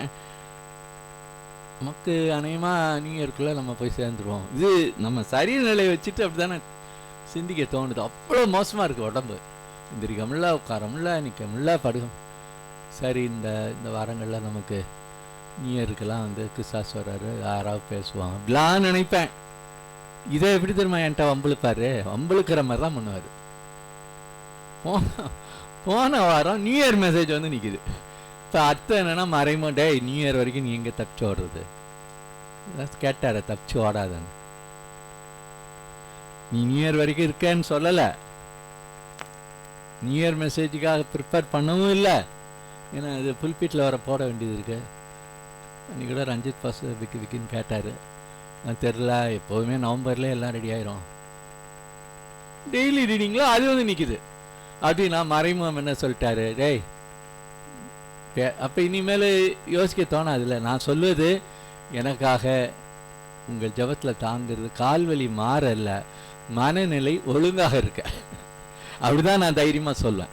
So even New Year message, I was thinking whether I should give, or Christas pastor is giving, or someone. But God gave me the message. As I was reading, it comes. So God is secretly speaking to me that I need to get prepared. So don't just pray that my leg pain will go away. Pray that I have the right mindset. அதாவது நம்ம இவர் பாடின பாட்டு இருக்குல்ல, அது இப்போ பாட வேணாம். தாய் போல தேற்றின்ற வேர்டு வந்து நான் கொஞ்சம் எமோஷனலாக தான் பண்ணியிருப்பாங்க. அவர் ஒன்றும் நம்ம தாய்மாரெலாம் கவனிக்கலையே. எவ்வளோ வழியில் அவ பாட்டுக்கு ஜாலியாக இருக்கா மாதிரி இருந்துச்சு. ஆனால் நடக்கூர்ந்து பார்க்குறேன், அப்படி என்னை கவனிச்சுக்கிறாரு. அதாவது ஒன்று ஆசைப்படுவேன், இதுதான் நல்லா இருக்குமே, கரெக்டாக வந்து கொடுப்பாரு பாருங்க. இவங்க பேச நல்லா இருக்குமே, இல்லை இது ஏதாவது கரெக்டாக வரும் பாருங்க. இதுதான் தாயின் அன்பு. நான் அதை இதுக்கு மேலேயும் நான் அவர்கிட்ட மறந்து பிடிச்சேன்னா அந்த தாய்க்கு நான் செய்கிற துரோகம் தான். அதை என் அனுபவத்துலன்னு சொல்கிறேன். As the song goes, the Lord comforts as a mother comforts. I think how can really God comfort like a mother? But actually He does it for me. I think, oh, it is nice if I have this, the Lord gives it to me. If I think, oh, it's good if somebody would speak, the Lord makes them speak to me. So I have to be true to Him who's like a mother.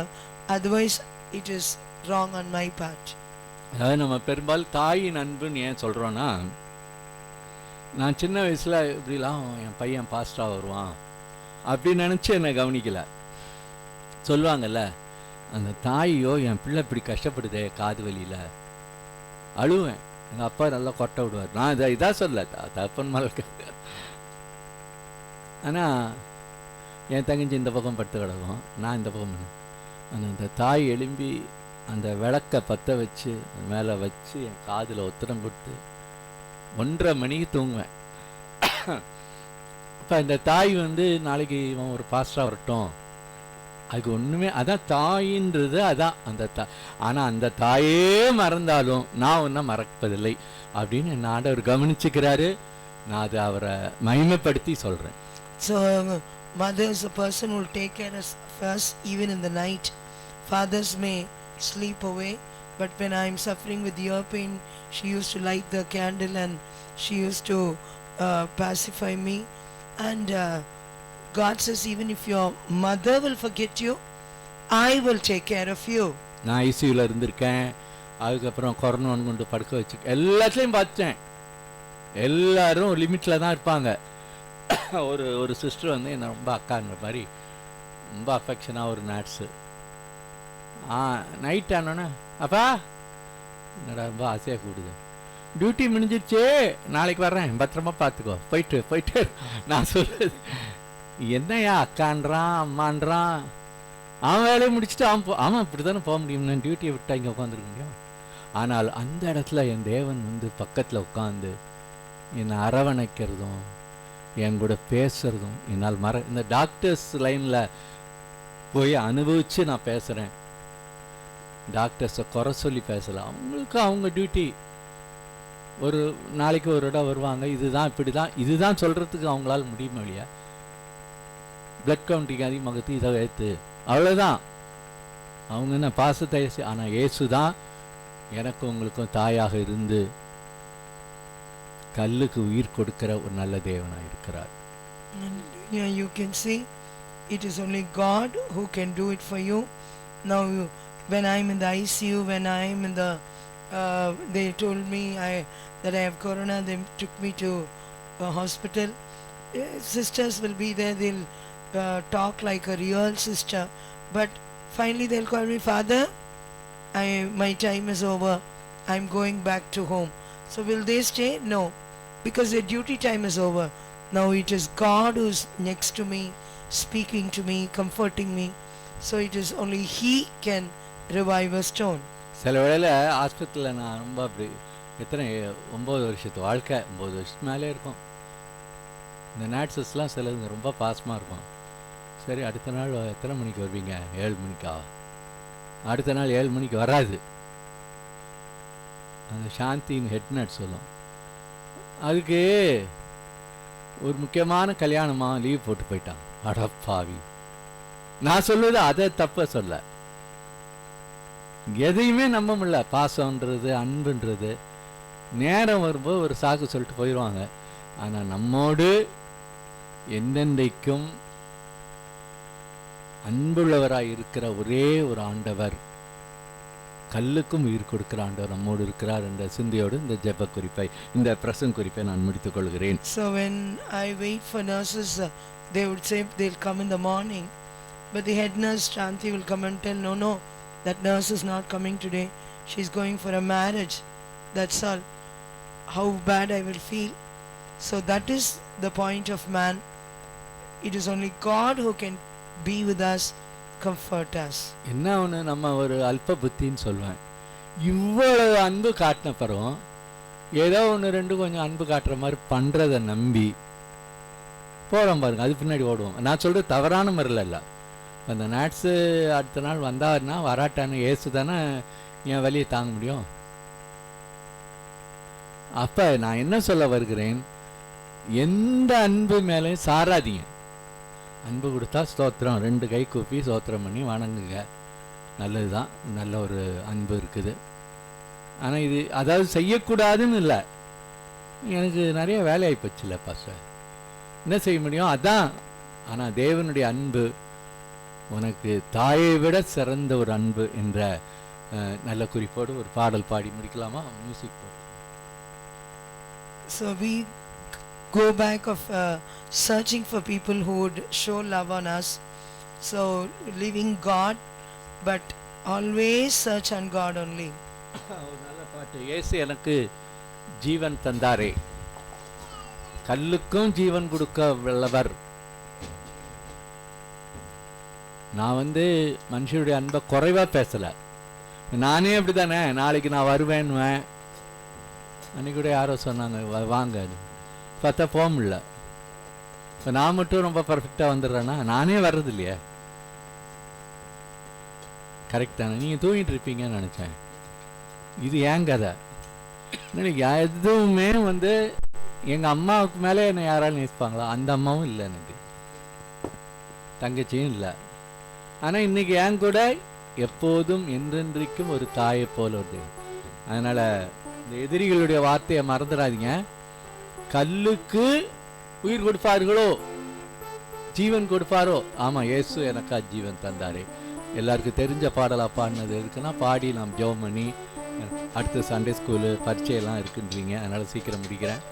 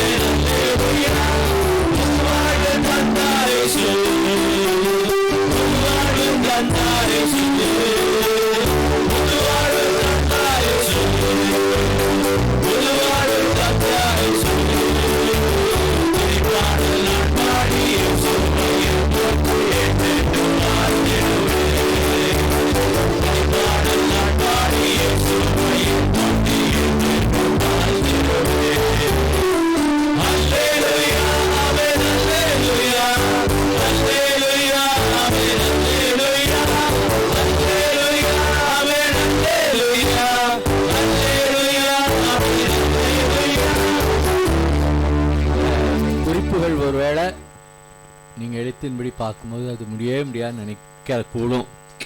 அது எப்படி ஆவலை செய்ய முடியும்? மனமடி உண்டாக பேசிட்டு இப்போ உங்களை ஜெப அறைக்குள்ள அனுப்புறதுக்குள்ள உங்களை தாறுமாற பேசி ஜெப அறைக்குள்ள அனுப்பினா எப்படி போய் ஜெபம் பண்ண முடியும்?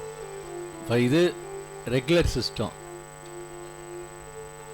ஆனால் ஆவலாய் அவர்கள் செய்வார். இன்னைக்கு நான் சொல்றது இந்த ஈவினிங் ஜெபம், பிரதர்ஸ் பிரேயர் இதுக்காக சொல்ல. இதெல்லாம் கர்த்தர் கவனிப்பாரு. அவ்வளோ நெருக்கடி, ஆனால் பிரதர்ஸ் பிரேயர் வருவாங்க. இப்போ வர்றவங்கலாம் இன்னும் ஃப்ரீயாக இருக்க மாதிரியும் ரொம்ப அனுகூலமாக இருக்கவங்க தான் வர்ற மாதிரி நம்ம நினச்சிக்கிறது.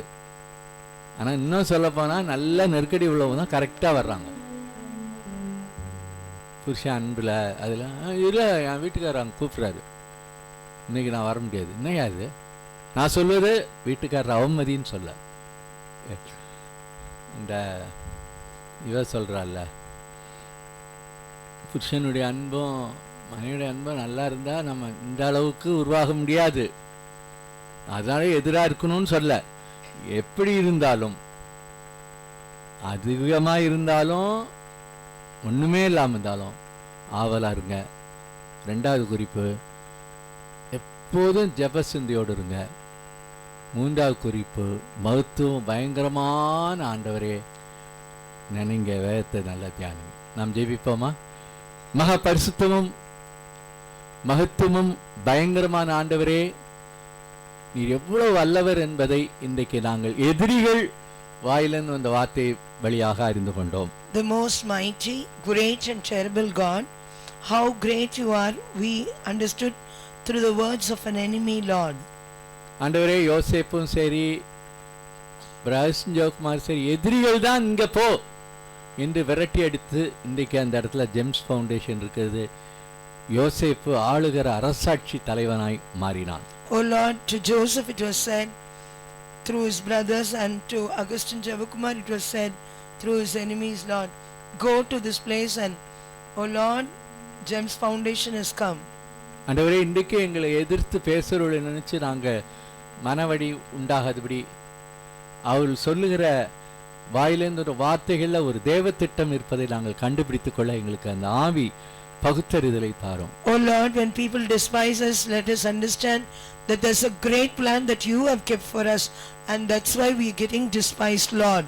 அன்றைக்கு மட்டும் நெகேமியா அந்த வார்த்தையை கேட்டு இந்த கல்லுக்கு உயிர் கொடுக்க முடியுமா, நான் அசிங்கப்படுத்திட்டானேன்னு சொல்லாதபடி அதை தேவனுடைய வார்த்தையா எடுத்து, ஆண்டவரே அந்த கல்லுக்கு உயிர் கொடுக்கிற அளவுக்கு ஜனங்கள் ஆவலாயிருந்ததை நாங்கள் கேட்டோமே.